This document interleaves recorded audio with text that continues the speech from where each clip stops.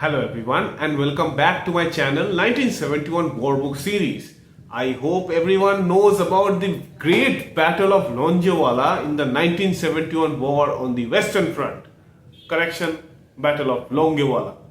Now, at the Battle of Longewala, we are very much aware of the contributions of the Alpha Company of the 23rd Punjab Regiment with the elements of the BSF who were present with the company, led by Major Kuldeep Singh Chandpuri.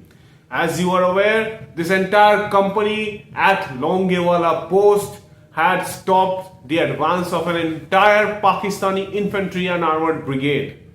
A lot of tanks. Initially the fight was going on, but later the Indian Air Force with the Hawker Hunters came in and destroyed the Pakistani tanks, with the 23rd Punjab Regiment suppressing the enemy infantry all night. I would say presuming from the night of 4th to 5 December. That entire time when the battle had raged, unfortunately we were all unaware of the artillery support given to the Alpha Company of the 23rd Punjab Regiment.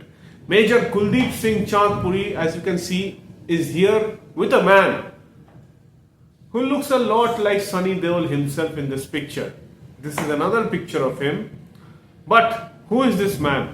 He is Major Kulvinder Singh, later Lieutenant Colonel, and he was commanding a battery of heavy mortars, 120mm Brandt mortars of the 185 Light Regiment. This mortar battery was the first to fire onto the advancing Pakistani infantry and armor on the night of 4 December. I would say the first hours of 5 December, when the battle was raging and Alpha Company of the 23rd Punjab Regiment were holding out against the Pakistani offensive. The Indian Air Force nearby had Hawker Hunter aircrafts under the command of the legendary Wing Commander Bawa, later Air Marshal. Now, these Hawker Hunters couldn't fly at night, so they couldn't respond when the Pakistanis had attacked the Longewala post, which Alpha Company was defending. But Major Kulvinder Singh's 120mm mortars had supported the defense of the Longewala post by firing their mortars accurately on the Pakistanis, exhausting their ammunition, and in the morning the Hawker Hunters destroyed the Pakistani tanks and forced the Pakistanis to retreat. The story of this entire mortar battery was unknown, and Lieutenant Colonel Kulvinder Singh has finally come up with a book called as The Guns of Longewala. You can all get it on Amazon. Today, I am welcoming Lieutenant Colonel Kulvinder Singh to talk about his contribution and services in the 1971 war as the battery commander of the 185 Light Regiment, firing those mortars for the support of Major Kuldeep Singh Chandpuri's company. Amongst the three commanders of this battle, Major later Brigadier Kuldeep Singh Chandpuri, Major Kulvinder Singh, later Lieutenant Colonel, Wing Commander Bawa, later Air Marshal Bawa, only Lieutenant Colonel Kulvinder Singh is alive. So let's know about this mortar battery fire, this mortar support, the entire story, how it progressed in that night from Lieutenant Colonel Kulvinder Singh himself. So first, sir, I would like to have a brief background of yourself, including how you joined the armed forces and a bit about your life before joining, sir. If you could talk about that. Okay, perfect. My father was a political leader and before partition, and he was dead against the partition of the country. And on March 4th, 1947, there was a big public gathering in Multan, now in Pakistan. That time it was part of India, Punjab, and there he declared publicly that India can only be divided on my dead body. India can be only cut on my dead body. The next day there was some procession, and there were boys from DAV college, DAV school, and then the extremists, they started killing them. My father went there, then he started giving them a bit of talk. that look, we are all brothers, we are all same, we belong to same country, so let's not divide this thing. And then there were some extremists, and they said, well, as long as this gentleman is there, we cannot have Pakistan. So they basically assassinated him. And so after that, we came to So your Patiala, and father was actually assassinated by. he was assassinated on 5th March 1947. And he was against, he said, even if you want the country, there has to be a system. You have to have a debate, you have to have referendum, and so there was nothing done like that.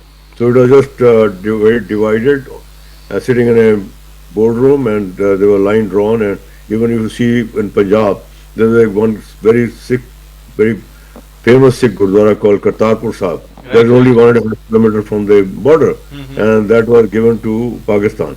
So now there is a corridor opened up and all this thing which came after a number of years. Right.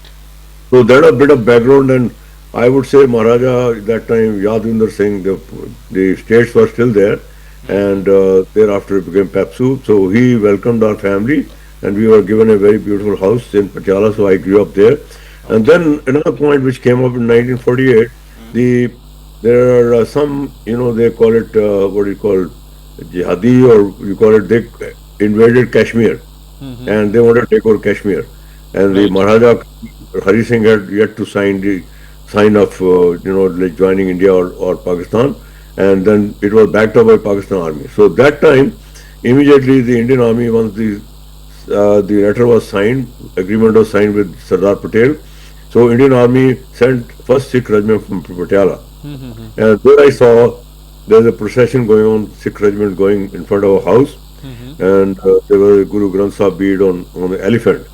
So that also motivated me that I think army it's is the some, prayer that goes when they're yeah. marching. Yeah. So it was, there's something to do for the country. Right. So then I was motivated, and then I was, in the, 1962, I joined the army, and that was Chinese aggression was there, and we were told that in case the war continues for longer time, we'll have to cut short our training.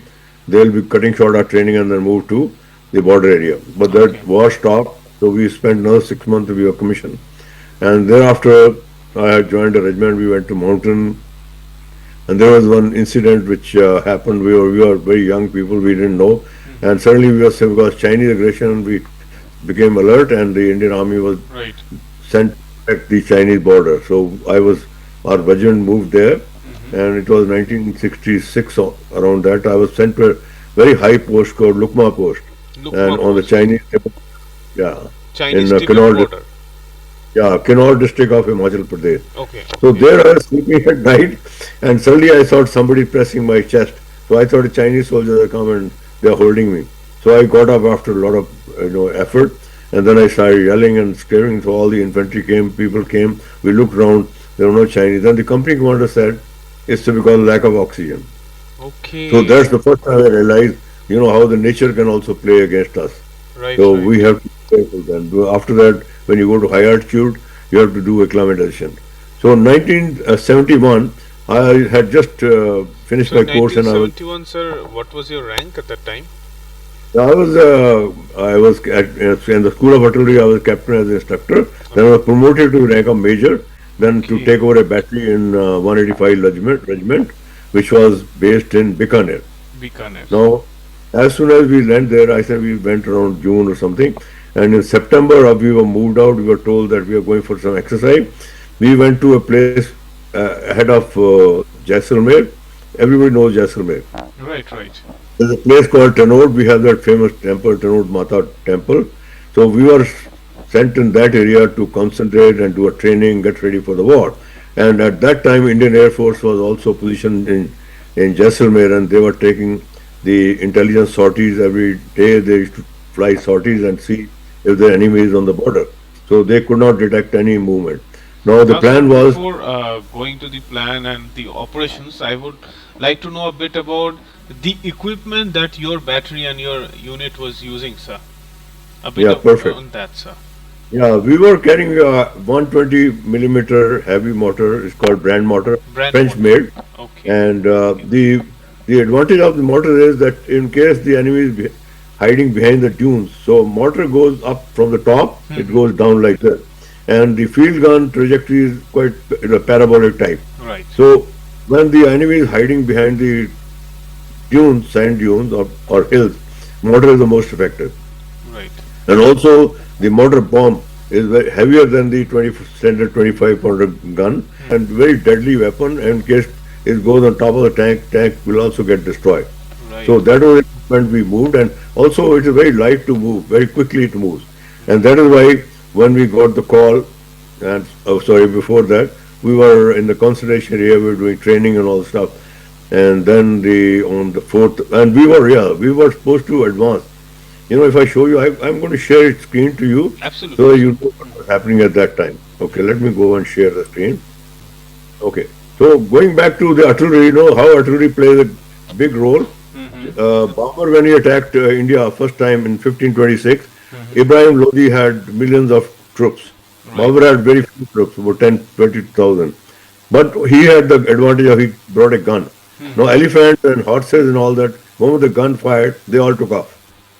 So Ibrahim Lodi lost the war because of these guns. They're Right. so important. And Maharaj Ranjit Singh was also very smart. He used the same technology when he captured Jamrod Fort. There are Afghani troops, were millions of people, the troops were there, and then few Sikhs with a gun, the cannon, they went there and destroyed this area, and then they captured it. Right. Now, going back to the terrain, I'll go back to the terrain. So this is the border area of Rajasthan. If you see here, Right. this is Rajasthan, Just and over at the Bikaner, corner. Right. Bikaner is here, Parliament and Center. Jaisalmer is here. Yeah, and Rahim Yar Khan is here. Now, Rahim Yar Khan is a very important communication network for the Pakistan. This is the border. It's going from Srinagar, Ganganagar onward like this. So this is going like this. From And this is the border. Ganganagar, I think you start Punjab. Yeah. Yeah, absolutely. So then we go to next map here. So this is Islamgarh. And we were here in this area, Tanote. Our plan was 12th Infantry Division. The plan was to capture Islamgarh and then go toward Rahim Yar Khan and capture this and break the communication network between Sindh and Punjab or Pakistan. Right. So this we were supposed to capture this. So in the first objective on the 4th of night, we did capture Islamgarh. But at the same time, Pakistani advanced here. If you see here. So Pakistani advanced at the same time toward Longewala. This is their 18th Infantry Div and 206 Brigade and 51 Brigade. And same time, we were ordered at midnight when we were going, before that, when we were going toward Islamgarh, in the army, the infantry is divided by Alpha, Bravo, Charlie company. Right, In artillery, called Papa Cubic Romeo battery. Okay. And in Armored Corps it's called squadron. So we were the battery, and my battery was the Romeo battery, which was last in the order of march go toward Islamgarh and Rahim Yar Khan. So now what happened, we are here, and the first battery has already gone to Islamgarh and at night captured. Same time we got a call that Pakistan has come towards Longewala. So my battery being here, I was asked to immediately rush toward Longewala and support this company. Okay. So that is the start of the battle. It was night of 4th, 5th, midnight, and when we went there, it was all totally dark. And how and far were you, sir, from the Longewala post? We were, I think, about 2.5 hours away. 2.5 hours away. Yeah. Okay. And, I mean, marching distance. Yeah, you can marching. No, the driving distance. Driving distance. At night it took me a little more time, so we were there by 5 o'clock. So how And then- did you, sir, deploy your mortars? If you could talk about that, sir. Like to support the Alpha Company at Longewala. Oh, yeah, that's happened because at midnight we went there, and then there was the infantry company. We had no map and no survey party to have that. Generally, that deployment is done by the gun position officer, which is the rank of lieutenant, right? Okay. But in this case, it's very important that we could hear the tanks noises, and tanks were approaching us toward the post. So Okay. I thought I have to take the responsibility. So I started taking control, and we deployed, and I had a long knowledge of long gunnery course that helped me how to deploy boats. So basically what happened was, I'll show you a picture here, which will make it more clear.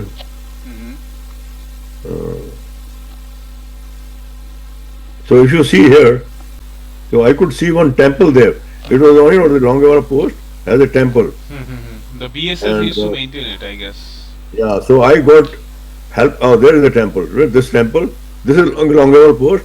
And then from there, I took the distance and bearing. I said, we are here, and this is about here, 2,000 yards from my location. So the enemy has to be in front here, right? So here I deployed the guns by my own judgment, and there were no procedure equipment.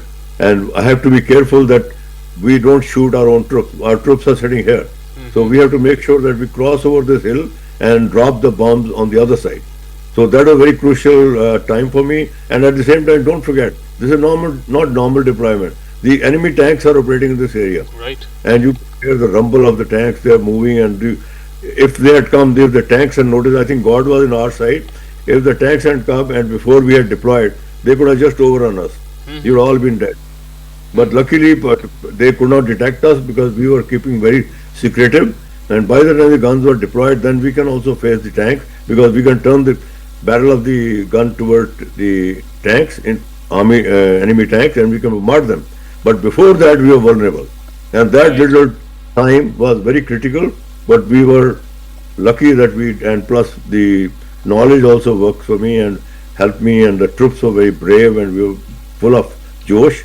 So we deployed here, and then we were firing on across this area. Okay. So, like, if you could talk about the firing also, sir, like, I mean, was it in barrage or like was it on the demand of the infantry that was protecting the post? Yes. Okay. Yeah, what happened was now here, we knew, look, this is actually what happened was that this whole thing which was happening, as I said, that we were supposed to be advancing and then we were attacked from our tail.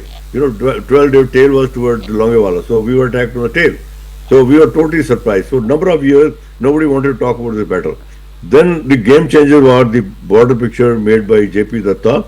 He reflected this whole battle, but at the same time, he made the movie from a commercial angle that they should be box office hit. So there he showed few infantry people and then more tanks and more infantry from the enemy side.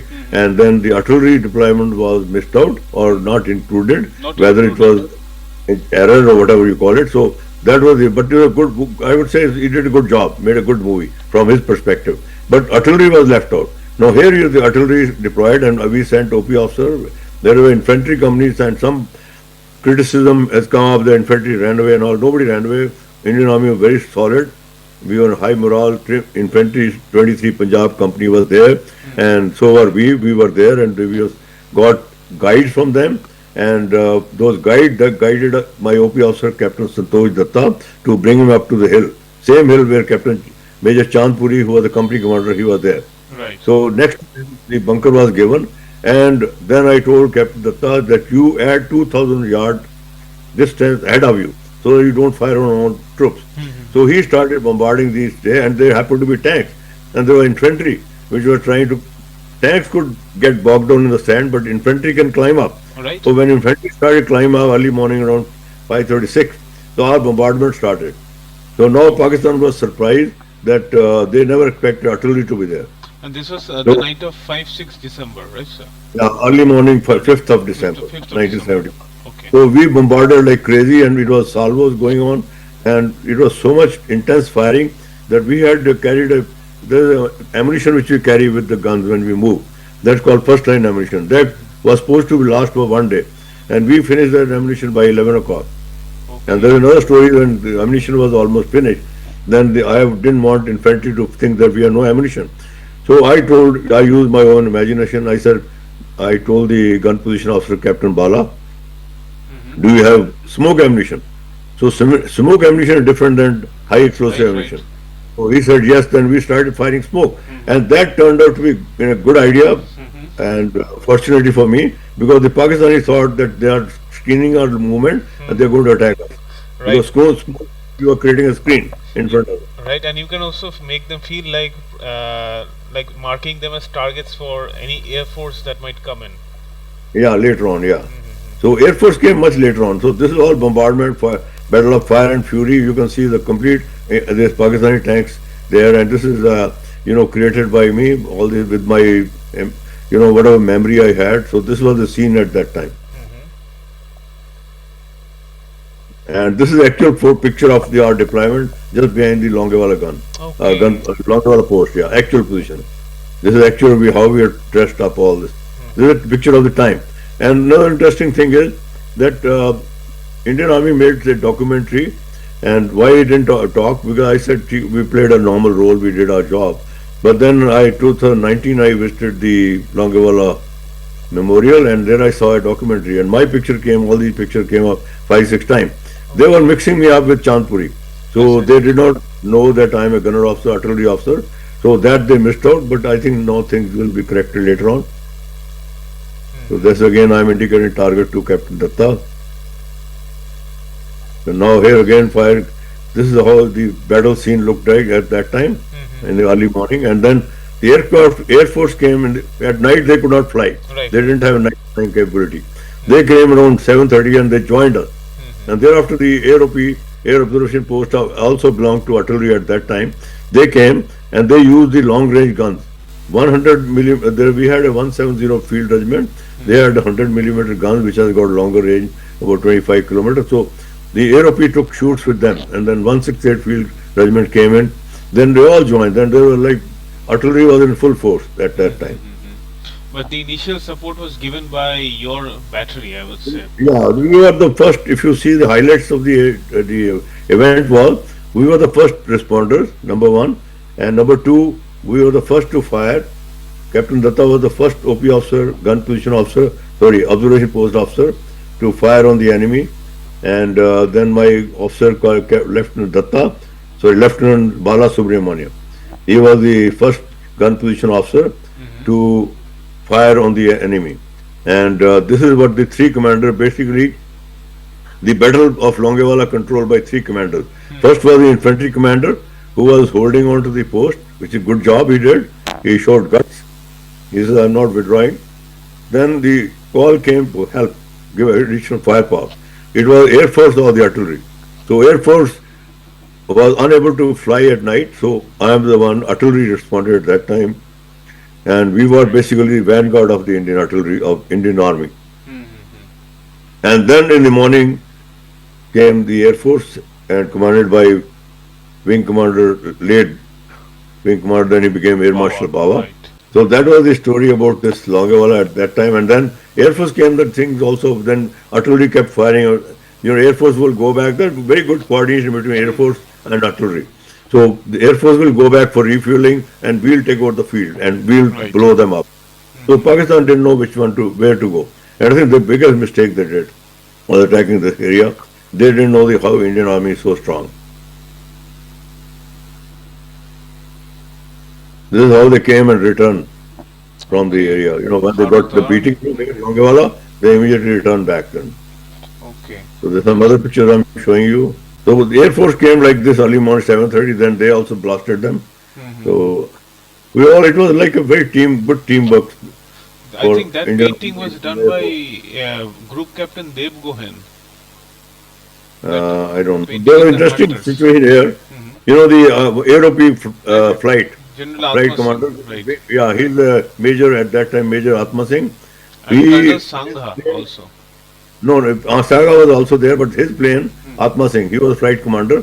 His aircraft got affected, I think got some trouble, and he landed on the battlefield. Okay. So now, because he is from the gunner, we also gunner artillery, we have the same net, the phone, what is called wireless network. So he called me that I am in trouble and can you send me rescue party. So here I developed a very nice scheme, strategy I developed. I said, look, Pakistan wants to capture you, right? Because you have all the maps, you all the information, and they capture him, get all the information. So what I developed strategy was that I said around this aircraft, we will keep firing artillery shell, little ahead of them, right?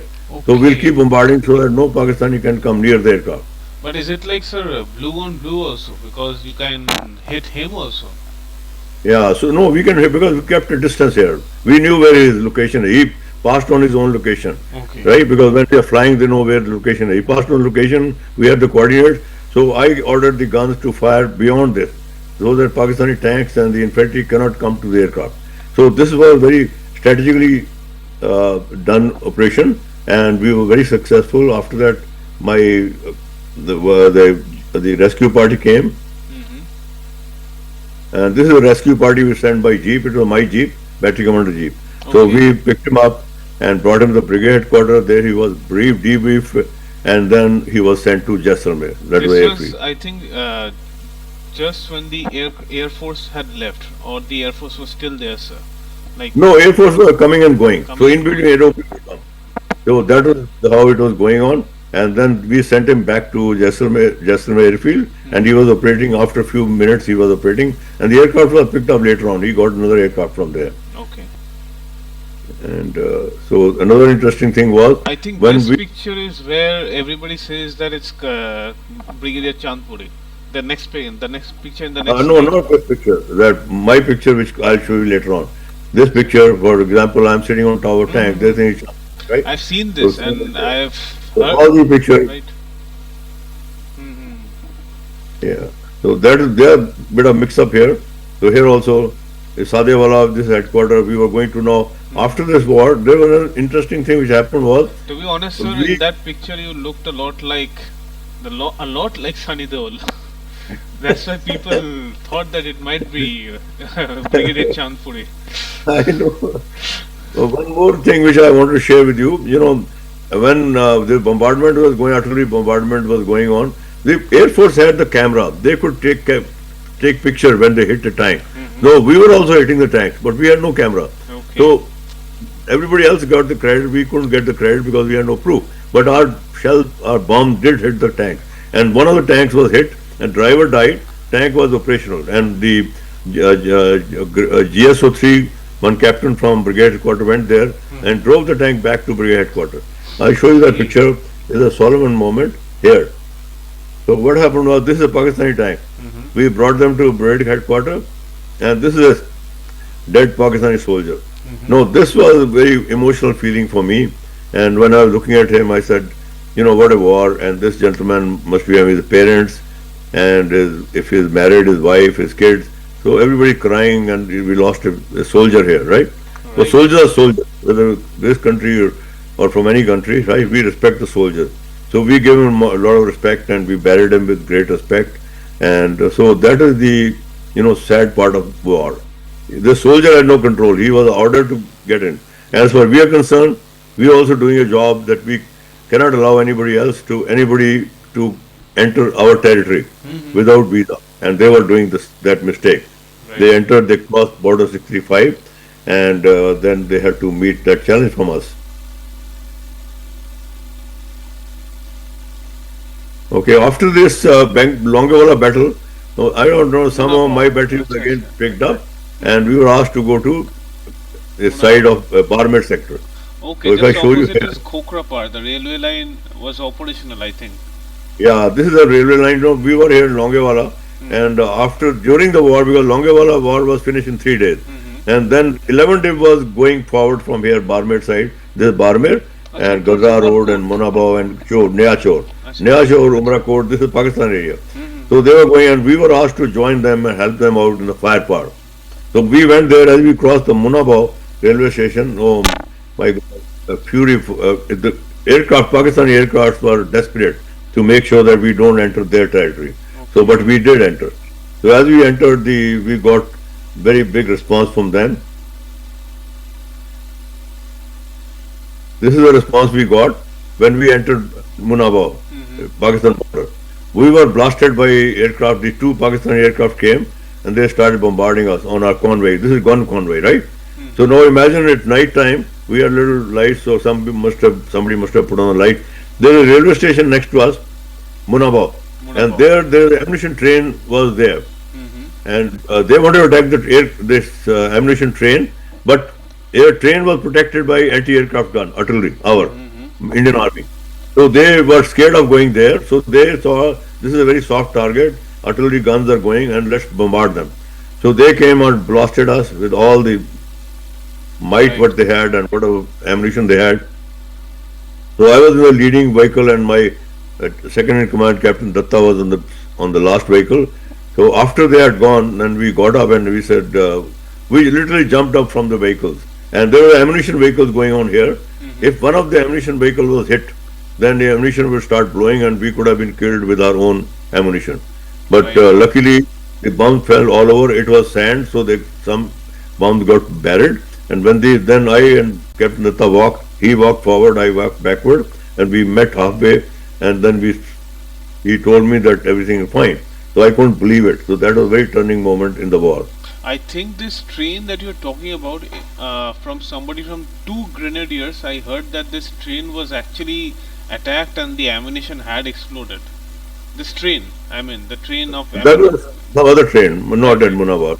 When I was there that time, no, because we we could see the railway station, we could see the anti-aircraft Not at that firing, time, and sir, but yeah, I think the next day it happened.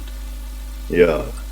So this is Munawar where we crossed, and this is how we went at night to other division.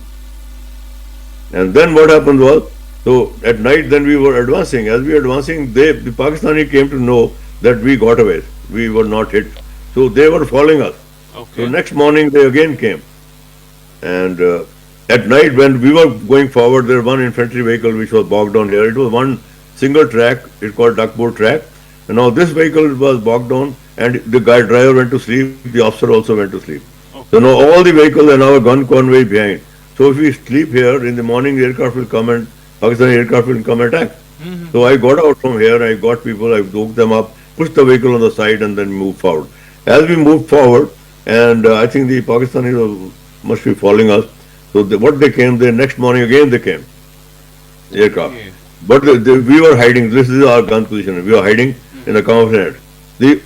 Unfortunately there was a field hospital next door. You know, doctors and these nurses and all these people, they are a little slow in getting camouflage. So they were doing it and the aircraft came and they blasted the field hospital. That is against the Geneva Convention, sir. Yeah, against the Geneva Convention, but they did. Hmm. There are a lot of things they did with, I'll come to that later on, with that they violated Geneva Convention. I'll show you later on also what they did. So we were hiding. So when we were hiding, they went away. And then after this, we had one my own driver, was trying to get up and shoot at these aircraft. So I said, no, you are no match against the aircraft because you have range is very little. Then suddenly Captain Yogi, he is, God bless his soul, he is no more with us. Very daring officer. He got off from his bunker. He picked up a light machine gun and started firing on the Pakistani aircraft. I think in the war, he must be the only one who had the guts then to shoot. Then I literally yelled at him. I said, why did you do that? Because now the Pakistani got people heated. will Yeah. and they'll come back. Right. So he was so confident, sir, they will not come back. And good luck, they didn't come back. So we were safe that time. But he did show the guts here. Right. Next day what happened was then we were again going to deploy, we were going forward very fast and my GPO was hit with a minefield. Then I told him to come back and I'll again show the leadership you have to show. So I said, I'll come. So I was taking with my jeep and I tried to find a gun position location and close to the Pakistani our advance. So then again Pakistani aircraft came around. This was last day, 17th of December. They hit my jeep and they blasted I jumped out and my driver got a direct hit. So I was emotionally very disturbed that time. But then, you know, when you're in the war, then you remember certain things. I remember Guru Gobind Singh's word, when he said, De Shiva Bar Moe, right? Deshi Chub Baba Karma. Moh hai. Right. That means I'm not worried that I have to carry on my job. So we consolidated ourselves. Then I called the commander artillery. I said, this guy has done it and war is going to finish. So we want to teach them a lesson. So we want all the artillery to fire on the Pakistani. Acha. Yeah, so Ceasefire. Brigadier, I think Nair was there, Nair. So he said, no, the war will escalate and all that. I said, they don't have that courage to come up now because they are very badly beaten up, Pakistanis, right? So let's do that. He says, no. Then I said, look, I cannot go back with that guilt that my driver died, I did nothing. So he said, in that case, permission granted. When he said that, I talked to the brigade Major R.S. Mordgill, and I knew him from olden days. So we carried out complete bombardment of the area and blasted every target of Pakistan and continued firing till 8 o'clock. 5:30 we started firing The ceasefire was supposed to be 8 o'clock as declared by our government. So we continued firing till 8 o'clock at night. And so there was a complete, this is retaliation. This was the battlefield at that time. All fire and smoke and everything, right? Right. And the Pakistanis, they will never get after that. Okay, so this was the retaliation we did after that. Now another interesting thing happened was that we were nicely sitting there and close to Neachor, and I was with the infantry battalion, and then infantry patrol, there was supposed to be no man land where our patrols can go around and read that everything is fine. Our patrol was going infantry patrol, and they are here, our Indian Army. And the Pakistani came from here and they started firing on them. So battalion commander said, what do I do? So I said we should start the artillery fire on them, on top, and either they'll be shot down or they'll run away. So he says, if we do that, then we are violating the ceasefire. So we have to take permission. I said, by the time you take permission, brigade commander, divisional commander, and up, and then the government of India, then it'll be too late. All these people are dead. So I said, let's do it, and let's take a risk. So he said, we can be court-martial. I said, let it be court-martial in good faith. Right. So we opened a fire, and they, Pakistani, some were shot dead, somebody ran away, and then we extricated our troops safe and sound. So that was another very, I think I had a good move if I look back now.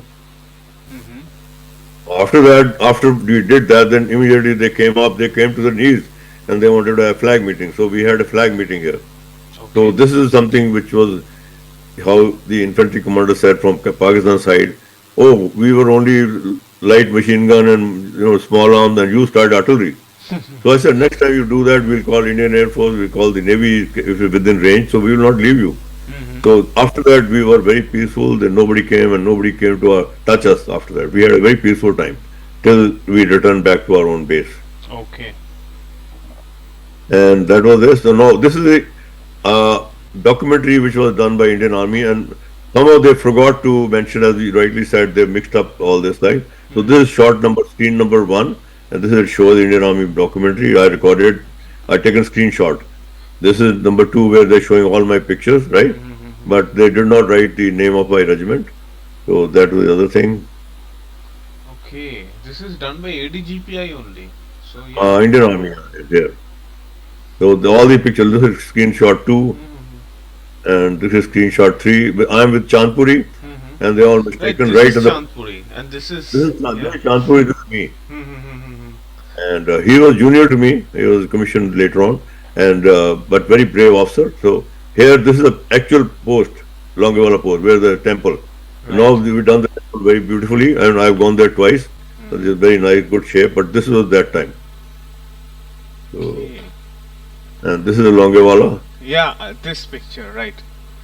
And this one is again my picture with captured tank, and here on top of tank. Right. This is again shot number 6. It's all Indian Army documentary. And whatever I've spoken to you is all authenticated. And this is my book called Guns of Longewala. It says all that. And there were about 8 generals who have given me good wishes, and there's one general who became Deputy Chief of Army Staff. He was the adjutant of the regiment at that time. Okay. And he is witness. It was a witness to this battle, and whatever I said is not just a story, but it's a true fact. Welcome back to Bharat. This was made makeshift board. We knew this is our territory, so we are so happy. Right. So these are repercussions Indian Army side. Morale of Indian troops was very high. We raised Indian troops, established superiority, exemplary display of coordination, teamwork between Indian infantry, artillery observation post, and Indian Air Force. We had a teamwork. So it's not one person cannot say that Air Force did amazing job and they won the war, or infantry or artillery. No, it was a teamwork. We all did good job as the Indian Army. The Pakistan side, poor caliber, lack of coordination. The first teaching of the Armored Corps tanks is when the tanks go, the Air Force has to come on top to protect them. But there's no Air Force. So that is another good thing that our Indian Air Force had a good run at them. And another thing is that I think Pakistanis at that time were scared of being burnt alive in tanks. Yeah, that's the other thing. Yeah, that's true. That's true. But there's more stupidity. One of these later on, one of the politician from Pakistan came here to Canada, and I was talking to him. I said, "You are people are so stupid. Look at your size. Look at the size of India. Look at the Indian Army morale, and how can you ever win? So why are you doing this?" Right. He says, Indian their army, they are the one who pushes us. So this newspaper came at Longewala testimony to army valor. And there's another Rajasthan Patrika, they put my picture. अंधेरे में अचानक गरजी तोपों से दहल गया Pakistan. So again they put my story and my picture here. So the word is going around, the truth is coming out that what happened actually on the ground. I lost these two soldiers Right. during the war, and their names are there in National War Memorial in New Delhi. And I think one of them was your driver, right, sir? My driver, yeah. So this is this homage we gave to our fallen soldier, Lance Naik Dilip Singh and Gunner Jagiram. Right. So this is the book which says here Amazon available. So all the story in more details is there, and that shows this valor and the bravery of our troops. And I would say anybody try to cross the border and enter India or take our land will not go back alive. Right. That's for sure. And I know the Indian Army very well. And so here we are saluting to the brave guardians of the soldier and Jai Hind. So thank you so much. You have any other question you can ask me? Before concluding, sir, I think you have given a very vivid description of the battle from your side, from the artillery perspective, sir. Now, before concluding our program today, I would like to know a bit more about your career in the Indian Army, especially in the artillery, after the 1971 war, till your retirement.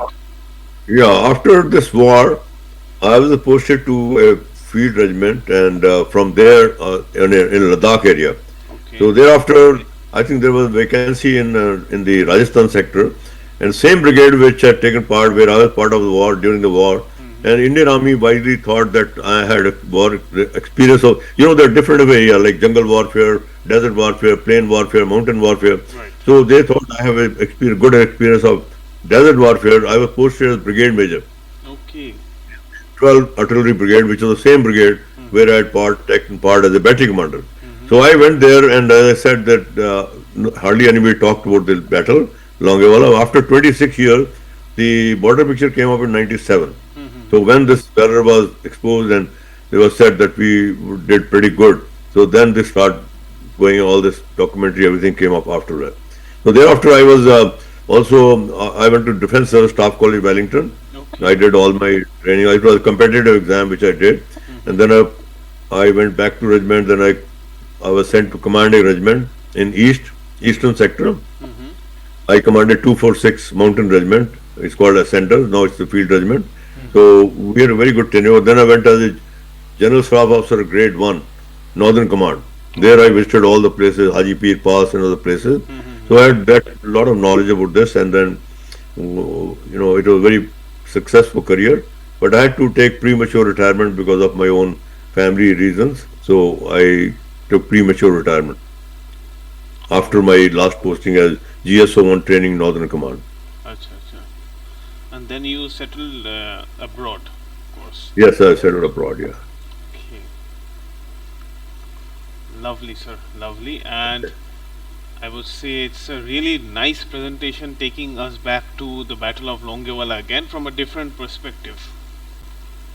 And this recognition that you got, especially after a lot of years after the end of the war, what do you feel about that? I mean, bringing out this book and everything regarding your battery and your regiment, that was, I think, not at all highlighted in a lot of write-ups I've read, both online and in books, of course.